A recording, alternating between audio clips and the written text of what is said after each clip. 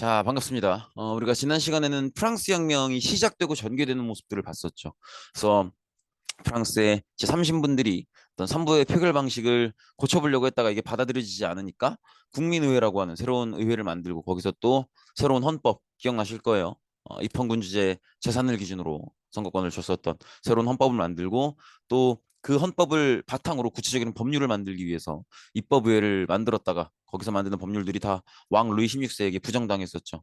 그래서 이제 왕을 몰아내고 왕이 없는 정치 형태 국민공회를 통해서 공화정을 만들게 되죠.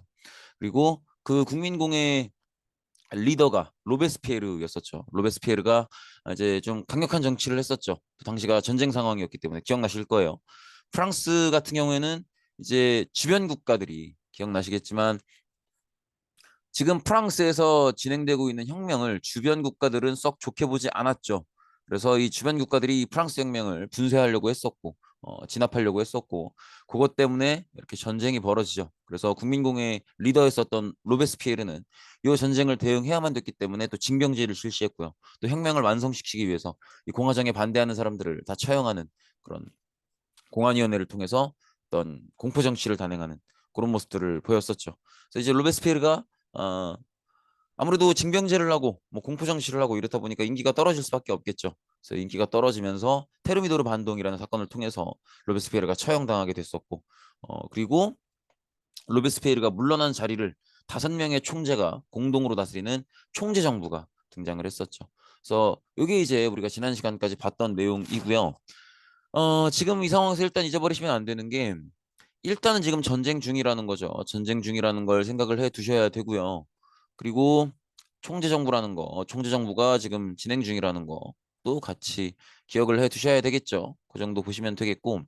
그다음에 이제 이번 수업을 시작하는 건데 요 양반이 누군지 뭐 지금 우리 수업에서는 처음 보는 그림이지만 워낙 유명한 그림이라서 알고 계실 것 같아요. 요 유명한 삼각형 모자.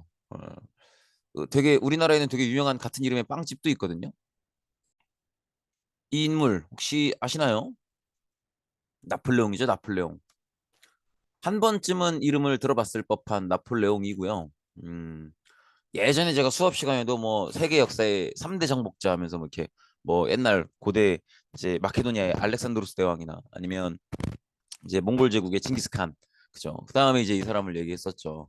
근데 이제 지금 이번 시간에 배울 큰 틀의 주제가 나폴레옹이란 말이에요. 근데 주제에 써져 있는 건 뭐라고 써 있어요? 프랑스 혁명 이념의 확산 이렇게 써져 있죠. 음, 그렇다고 하는 건 나폴레옹이 프랑스 혁명 이념을 확산시켰다 이렇게 읽어볼 수 있는 거예요. 그래서 그 한번 큰 틀의 주제를 가지시고 나폴레옹이 프랑스 혁명 이념을 확산시켰나 보다라는 큰 틀의 주제 의식을 가지신 상태에서 한번 들어가 보자는 거죠. 일단 우리가 배웠던 것처럼 로베스피에르가 이제 뭐 징병제니 뭐 공포 정치니 이런 거 하다가 테르미노르 반동으로 쫓겨나게 되고요. 그 자리를 차지했던 게 우리가 배웠던 것처럼 5명의 총재가 공동 정부를 운영하는 총재 정부였었죠. 근데 지금은 우리가 아까 기억하듯이 전쟁 중이란 말이에요. 전쟁 중. 전쟁 중이니까 아무래도 5명이 공동으로 의논해서 정치를 이끌어가는 형태는 전쟁에 적절하지는 않죠. 그래서 총재정부가 이 전쟁에 제대로 대응하지 못하고요. 그 환경에서 이제 굉장히 여기저기 전투 현장에서 성과를 냈던 게 나폴레옹 장군이었던 거죠. 그래서 나폴레옹이 이렇게 총재정부가 잘 못하고 있는 상황 안에서도 개인 능력으로 이렇게 성과를 보였기 때문에 굉장히 국민적인 지지를 얻게 됐다는 거죠. 그래서 이 나폴레옹이 이렇게 이런저런 전투 지역들에서 굉장히 승리를 얻고 성과를 내면서 국민적인 영웅이 됐고요. 이런 지지를 바탕으로 이제 그런 생각을 하는 거죠. 본인도 알고 있었을 거 아니에요. 본인도 이제 장군으로서 장교로서 활동을 하면서 총지정부랑 연락을 한단 말이에요. 지금 상황이 이런 상황인데 이런 작전을 하고자 합니다. 잘 지원해 주십시오라고 총지정부한테 부탁을 하면 총지정부의 대응이 굉장히 답답하고 그래서 총지정부가 일을 굉장히 못하고 있구나라는 걸 나폴레옹도 느끼고 있단 말이야. 그러니까 이제 나폴레옹 생각에는 자기는 되게 많은 지지를 받고 있고 지금 정부인 총재정부는 엉망으로 하고 있고 그러면 무슨 생각이 들겠어요? 차라리 내가 하는 게 낫겠다 이런 생각이 들겠죠. 그래서 나폴레옹이 지금의 답답한 총재정부를 몰아내고 지금 이렇게 전 국민적인 지지를 받고 있는 거의 영웅 대접을 받고 있는 내가 차라리 집권하는 게 낫겠다라는 생각을 하면서 브리메르 쿠데타라는 쿠데타를 일으켜서 본인이 이렇게 집권을 하게 됩니다. 근데 여기서 좀 생각해 두셔야 될 게 나폴레옹이 결국 어떤 자신의 지지를 바탕으로 지금 똑바로 못하고 있는 총정부를 밀어내고 정권을 장악하는 건데 그러면 나폴레옹이 정권을 장악한 이 상황에서 나폴레옹은 프랑스에서 가장 권력이 강한 사람이란 말이에요. 근데 왕으로 올라가는 게 아니라 통령에 취임하고 있잖아요. 이거 왜겠어요? 이거 생각나셔야 돼요. 지금 정치 형태가 뭐니까? 국민공회 이후로 그쵸? 공화정이죠. 공화정. 공화정이기 때문에 왕이 아니라 통령에 취임하고 있는 모습을 볼 수 있죠. 이것도 한번 같이 생각을 해보셔야 된다는 거. 그래서 이렇게 보시면 되겠고요. 그리고 나폴레옹은 이렇게 정변을 성공하고 집권한 뒤로는 어쨌든 본인도 집권을 했고 그리고 지금이 전쟁 상황이기도 하기 때문에 프랑스를 하나의 어떤 프랑스로 집결시킬 필요가 있죠. 그래서 프랑스를 하나의 프랑스, 하나의 집결된 프랑스로 모을 필요가 있기 때문에 기본적으로 정책 방향이 이렇게 중앙 집권 체제로 간다는 거죠. 본인의 왕권은 아니죠. 본인의 어떤 집권자로서의 권력도 강화해야 되고 프랑스도 하나의 프랑스로 뭉쳐야 되기 때문에 중앙 집권 체제로 가는 모습이고요. 그 다음에 나폴레옹 정책의 가장 핵심하면 이겁니다. 나폴레옹 법전이요. 나폴레옹이 집권 이후에 나폴레옹 법전을 만들고 나서 요게 이제 헌법 역할을 하게 되는데요. 근데 중요한 건 본인이 이제 쿠데타를 통해서 집권을 했고 전 국민적인 지지를 받고 있으면 본인이 만드는 법전의 내용도 본인의 권력을 강조하는 모든 권력은 내가 중심이고 뭐 이런 식으로 내용을 쓸 수 있잖아요. 근데 지금 나폴레옹 법전의 내용을 보면 요 얘기를 하고 있어요. 혁명의 성과를 법적으로 보장한다. 이게 이제 우리가 아까 표지에서 봤듯이 주제가 나폴레옹인데 그런 얘기를 하고 있죠. 프랑스 이념의 확산. 그죠? 그게 여기서 시작되는 거예요. 나폴레옹이 집권 이후에 만든 법전이 이 프랑스 혁명의 성과를 법적으로 보장하고 있단 말이에요. 프랑스 혁명의 성과라는 게 뭐예요? 프랑스 혁명의 성과, 프랑스 혁명의 가치와 목적을 모두 모아서 담은 문서. 이 가치를 인정하겠다는 거거든요. 인권 선언문의 가치를. 그래서 나폴레옹이 만든 법전이었던 나폴레옹 법전이 이 인권 선언문, 프랑스 혁명의 가치를 인정하고 보장하게 된다는 거죠. 그래서 이 나폴레옹 법전이 가장 중요한 점이고요. 만약에 나폴레옹 법전이 만들어지지 않았다면 나폴레옹은 그냥 뛰어난 장군 정도에 지나지 않았을 거예요. 근데 나폴레옹을 뛰어난 장군 그 이상의 위대한 정치인으로 보는 건 본인이 집권한 이후에도 그 앞전에 이루어졌었던 프랑스 혁명의 자유주의적 가치, 그걸 인정했다는 거죠. 그래서 나폴레옹을 위대한 어떤 정치인으로 보는 거예요. 그렇고요. 이게 이제 나폴레옹 법전입니다. 또 나폴레옹 법전은 굉장히 잘 쓰여지고 굉장히 역사에 큰 흔적을 남긴 법전이기 때문에 유럽의 여러 나라의 근대 법체계에도 굉장히 큰 영향을 끼쳤고요. 뭐 중간에 이런저런 많은 개헌들이 있었지만 기본 골격은 지금도 사용하고 있습니다. 프랑스에선. 그렇게 볼 수 있고요. 그다음에 국민교육을 실시하는데요. 이 얘기가 무슨 얘기냐면 나폴레옹이 국민교육을 실시하기 전에 그 전에는 교육을 담당하는 게 교회였어요. 교회를 다니려면 최소한 성경은 읽어야 될 거 아닙니까? 그럼 성경을 읽히기 위해서는 최소한 글은 알아야겠죠. 그래서 교회에 부속 학교를 설치한단 말이에요. 이게 이제 국민교육 이전의 교육이었단 말이야. 아니면 수도원에서 가르치거나 그런 정도였는데 이렇게 교육이 이루어지면 그렇게 교회에서 교회 부속 학교에서 애가 학교를 다니면 그 애가 졸업하고 나면 뭐가 되겠어요? 예수님의 신자가 된단 말이야. 신자. 그죠? 근데 나폴레옹이 생각했을 때는 지금 프랑스에 필요한 건 충실한 예수님의 신자가 아니에요. 그죠? 예수님의 신자가 아니라 뭐가 필요한 거예요? 충실한 프랑스에게 충성할 국민이 필요한 거지.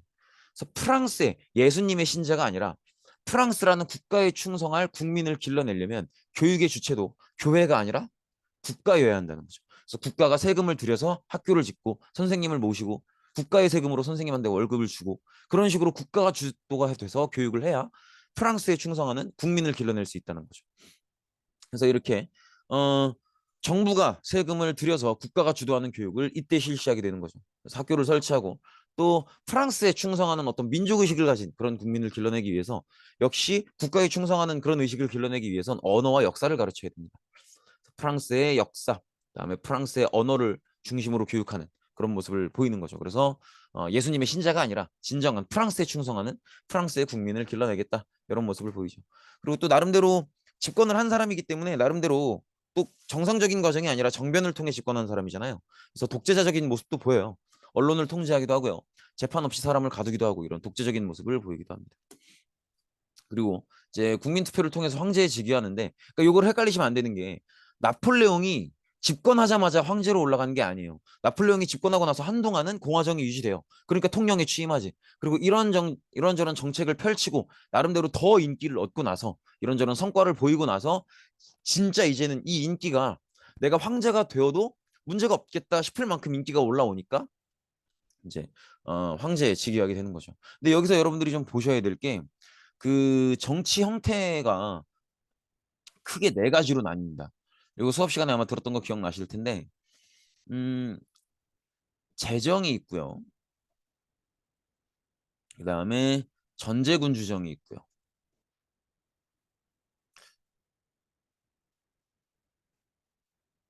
그 다음에 입헌군주정이 있고요.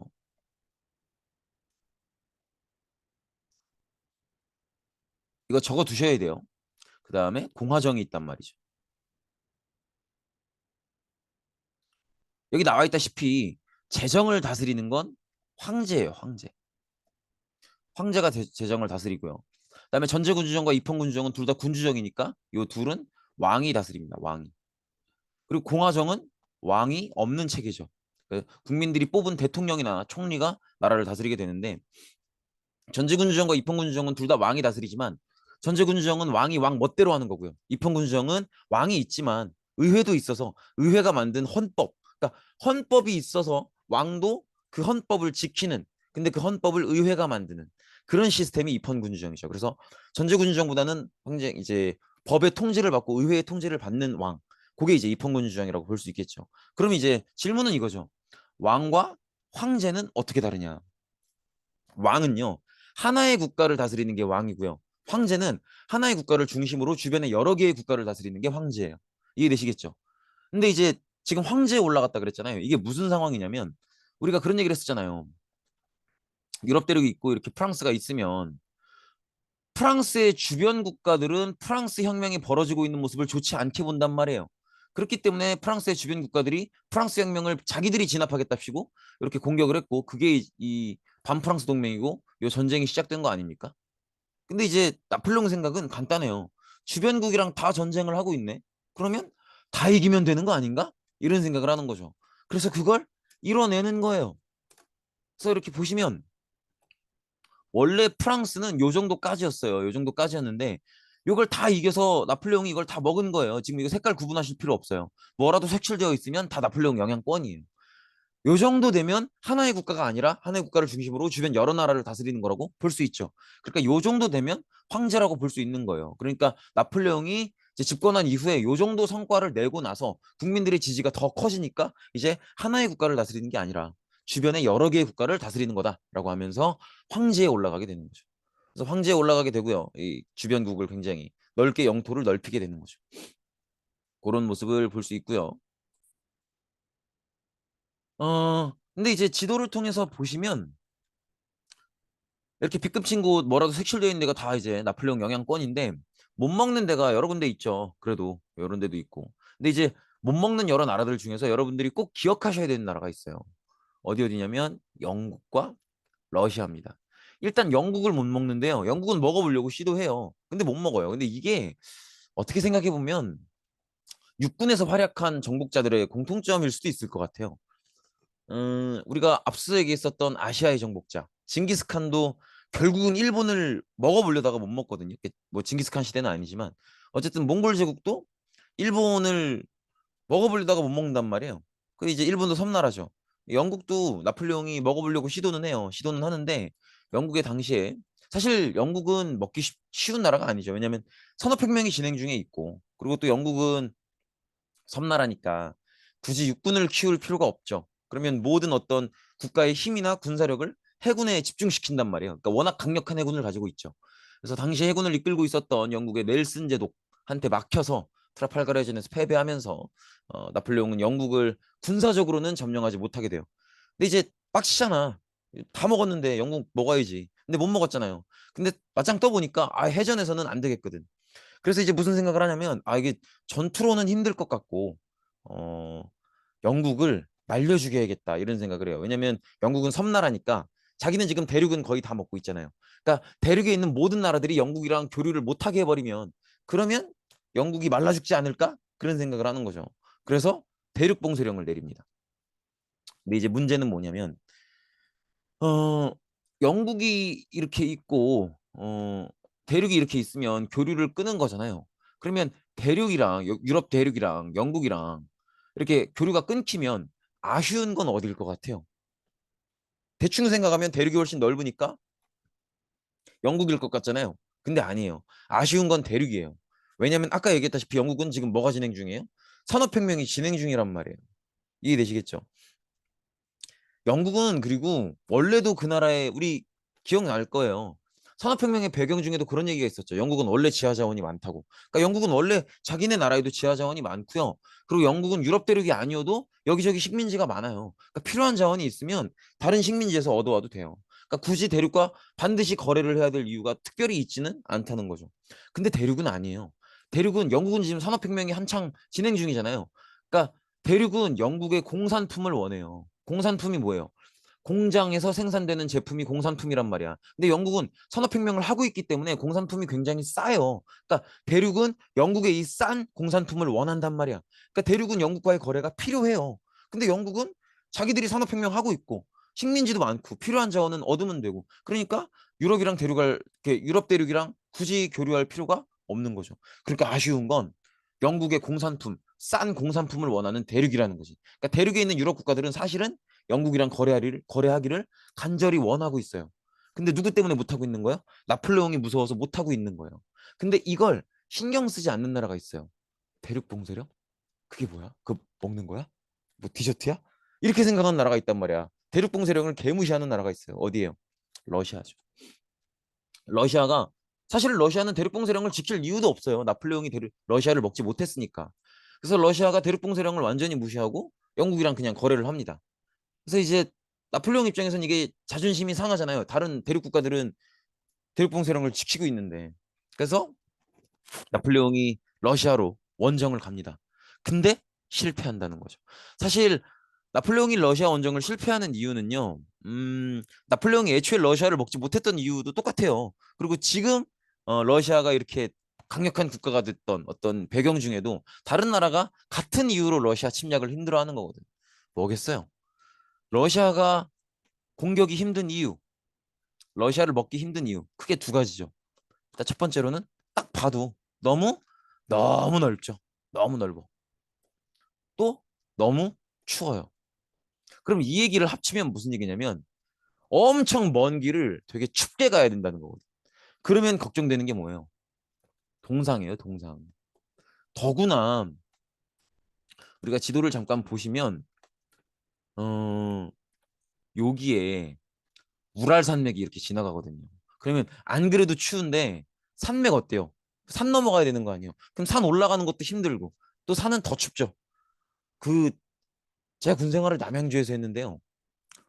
남양주면 그렇게 엄청 북쪽이 아니잖아요. 막 다른 군 생활 하시는 분들 얘기한 것처럼 막 코앞이 바로 북한군이 있어서 막 이런 데가 아니잖아요.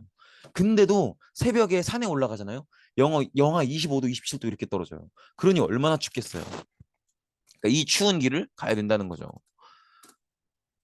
이게 추운 게 뭐가 문제가 되냐면 아까 얘기했다시피 동상 걸린단 말이에요. 그러니까 이게 수업 시간에도 얘기를 했지만 추운데 먼 길을 가면 더구나 또 개인 짐도 있고 또 이 포병 부대란 말이에요. 그러면 포를 차에다 싣고 가는 게 아니에요. 다 짊어지고 가야지. 그러면 아무리 추워도 추우니까 또 옷은 두껍게 입었겠죠. 아무리 추워도 그렇게 두껍게 입고 무거운 거 들고 산을 오르면 땀이 나요. 땀이 난다고. 이 땀이 문제예요. 봐봐요. 땀이 나고 그리고 계속 갈 수가 없잖아요. 중간에 쉬어야지. 그러면 땀이 난 상태에서 쉴 거 아닙니까? 그럼 그 땀이 없니다. 그러면 동상 걸리는 거예요. 그러니까 이런 것들이 문제가 되고 더구나 프랑스군은 이 정도의 추위에 적응되어 있질 않아요. 그래서 나폴레옹은 결국 이 추위 때문에 실패하게 되는데 또 결정적으로 러시아 애들도 머리가 좋은 게 러시아 애들이 나폴레옹은 결국 러시아 수도까지 가요. 수도까지 가는데 러시아 애들이 수도를 싹 비워놔요. 그러니까 이제 완전 허망하고 이유 없는 공격이 된 거지. 그래서 결국 나폴레옹은 러시아 원정을 실패하게 되고 결정적으로 실패한 게 중요한 게 아니라 러시아 원정에서 실패하면서 자기의 핵심 병력을 거의 다 잃어버려요. 그게 이제 결정적인 타격이 되는 거예요. 그리고 또 전쟁의 참맛은 빈집털이 아닙니까? 나폴레옹이 자기의 본병력을 다 데리고 러시아로 간 그 사이에 영국이 빈집 파리를 털어버립니다. 그래서 영국이 이렇게 파리를 털어버리면서 파리를 점령해 버리고요. 결국 여기에 나폴레옹이 굴복하게 되는 거죠. 나폴레옹은 결국 이제 엘바 섬으로 유배가 되고요. 여기가 엘바 섬이에요. 여기가 엘바 섬인데 왜 지도를 보여드리냐면 너무 가깝죠. 너무 가깝잖아. 그러니까 금방 찌를 수 있다는 거예요. 그래서 나폴레옹이 한 번은 도망쳐 나와요. 나폴레옹이 왜 도망쳐 나오냐면 뭘 알고 있는 거예요. 아직도 프랑스 사람은 자기를 좋아하거든. 뭐 이제 이런 거죠. 예를 들어서 우리가 손흥민이 어쩌다가 국대 경기에서 페널티킥 하나 잘못 넣었다고 우리가 손흥민을 싫어하겠어요? 그거 아니잖아요. 그런 것처럼 이제 러시아 원정을 실패했지만 그래도 프랑스인들은 아직도 나폴레옹을 좋아해요. 그러니까 나폴레옹도 그걸 알고 있고 그러니까 도망쳐 나와서 다시 한번 프랑스로 가는 거죠. 그래서 한 번 더 집권하는데 성공을 하게 됩니다. 하지만 역시 러시아 원정에서 잃어버렸던 그러니까 러시아 원정은 실패했다는 게 중요한 게 아니고 거기 가서 자기 본병력을 다 잃어버렸다는 게 중요한 거예요. 그러니까 다시 이제 탈출해서 프랑스에서 집권을 했고 그 뒤로 영국이랑 한 번 더 맞짱을 뜨지만 러시아 원정 때 타격을 회복하지 못하고 결국 패배하게 되는 거죠.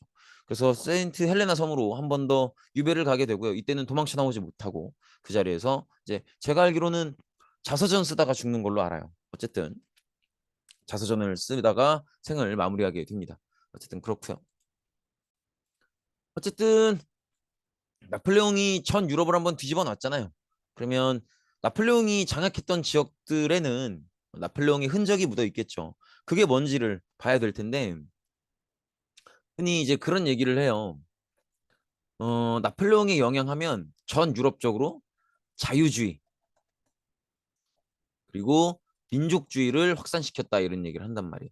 그래서 이 두 가지가 나폴레옹이 확산시킨 그런 영향이에요. 근데 자유주의는 왜 퍼지는 거겠어요? 자유주의가 퍼지는 이유는 이런 거죠. 나폴레옹이 전 유럽을 다 지배를 했죠. 나폴레옹이 전 유럽을 다 이렇게 지배하는 동안 이 지배 영역에 뭐가 적용되는 거예요? 나폴레옹 법전이 적용된다는 거죠. 근데 기억나시죠? 나폴레옹 법전은 프랑스 혁명의 가치, 인권선언문의 가치를 보장하잖아요. 그러니까 이 인권선언문이 가지고 있는 자유주의적 가치. 여기서 말하는 자유주의는 국가의 주인이 시민이고 국가의 정치권은 시민에게 있다. 이걸 얘기하는 거예요. 그래서 이 인권선언문의 가치가 나폴레옹 법전 안에 들어가 있고 그리고 나폴레옹이 전 유럽을 지배하는 동안 나폴레옹의 법전도 같이 적용이 됐기 때문에 전 유럽인들이 나폴레옹 법전 안에 들어가 있는 인권선언문의 자유주의적 가치를 만나보는 거죠. 이렇게 해서 나폴레옹 법전을 통해서 전 유럽의 인권선언문의 프랑스 혁명의 가치가 퍼졌다는 거죠. 그리고 민족주의는 왜 퍼지는 거겠어요? 요 이제 어쨌든 나폴레옹이 전 유럽을 지배하고 있는데 실제로 프랑스는 사실 요 정도였었단 말이에요. 근데 이제 전 유럽을 다 지배하게 됐으니까 지배를 당하는 사람들 입장에서는 다른 나라의 지배를 받는 거죠. 그럼 이 지배를 벗어나고 싶겠죠. 그러다 보니까 나폴레옹에 저항을 해야 된단 말이야. 그러니까 이제 민족주의가 퍼지는 거죠. 민족주의라고 하는 건 우리 민족이 조금이라도 잘 되길 바라면 다 민족주의예요. 그래서 뭐 쉽게 얘기하면 우리가 한일전 축구 보면서 느끼는 감정 자체가 민족주의라고. 근데 이제 우리 민족이 다른 나라 사람의 지배를 받고 있다면 벗어나고 싶겠죠. 그러니까 거기에 저항하면서 민족주의가 퍼지는 거죠. 그래서 이렇게 두 가지로 보시면 될 것 같아요. 나폴레옹 법전 안에 담겨 있는 인권선언문의 가치가 전 유럽에 적용되면서 자유주의가 확산되는 거고요. 또 나폴레옹이 저항하면서 민족주의가 확산되는 거다. 이렇게 보시면 되겠죠. 그리고 나폴레옹 이후에 이제 나폴레옹은 어쨌든 굴복을 했고 나폴레옹의 시대가 끝이 났죠. 그러면 나폴레옹 이후의 시대를 정리해야겠죠. 그래서 나폴레옹의 지배를 받았던 여러 나라들의 대표들이 모여서 나폴레옹 이후의 시대를 어떻게 할 것인가 회의를 열게 됩니다. 그게 바로 오스트리아의 빈이라는 도시에서 열렸던 오스트리아 수도예요. 그 혹시 클래식 음악 조금 공부했거나 아니면 악기 연주했거나 이런 친구들은 들어본 적 있을 거예요. 빈 필하모닉 오케스트라 그리고 뭐 모차르트나 베토벤 이런 분들이 활동 많이 했었던 그 빈입니다. 그래서 이 빈 회의에서 회의를 열게 되는데 이 회의를 주도했던 게 역시 이 빈이라는 수도를 가지고 있는 국가 오스트리아고요. 오스트리아의 외교부 장관, 외무장관이었던 메테르니가 주도를 하게 됩니다. 이 양반이에요. 이 양반이고 이게 이 수업을 하면은 가는 교실마다 탈모라고 그러지 마세요. 이제 웃을 일이 아니에요.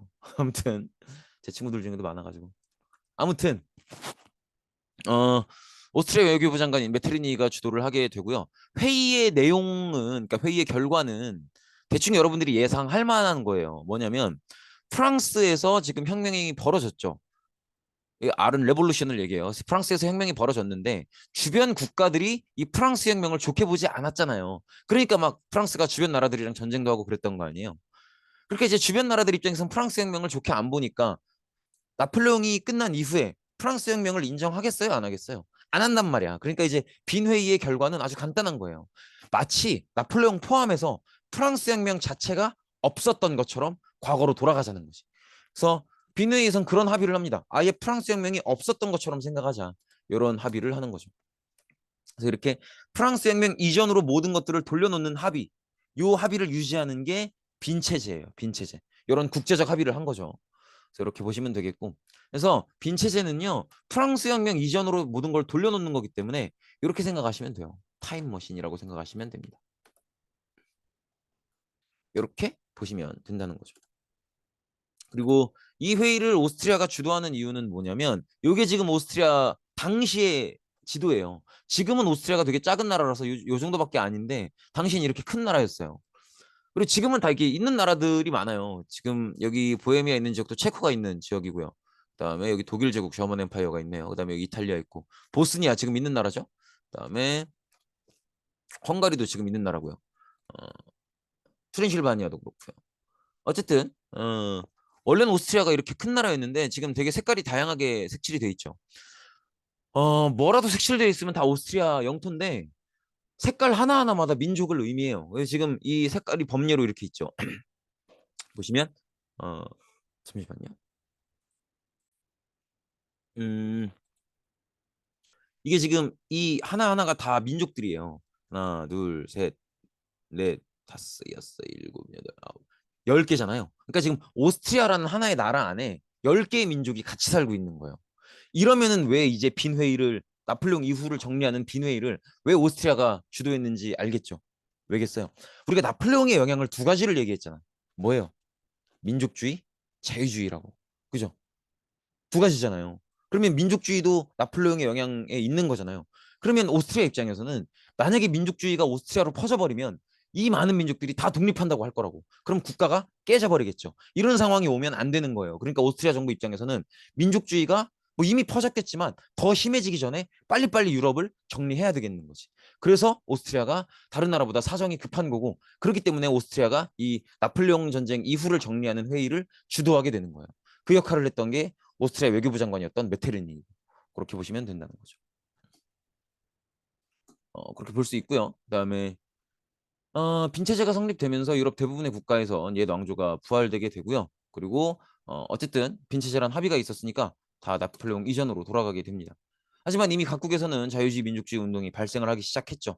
아까 얘기했던 것처럼 유럽의 전 시민들이 다 이런 프랑스 혁명을 타고 나폴레옹의 어떤 나폴레옹 법전을 타고 프랑스 혁명의 가치를 맞아들이게 됐기 때문에 자유주의를 만나봤고요. 그다음에 또 나폴레옹에 저항하면서 민족주의를 만나봤기 때문에 이제 빈체제 합의 이후에도 일반 시민들은 자유주의 민족주의 운동을 계속하고요. 빈체제는 이걸 싫어하겠죠. 그러니까 당연히 탄압할 거고요. 근데 빈체제가 탄압한다 그래서 운동이 멈춰지지를 않죠. 그렇기 때문에 이렇게 빈체제가 동요하기 시작하는 거죠. 이런 모습들을 볼 수 있다라는 거죠. 네, 마치겠습니다. 고생 많으셨습니다.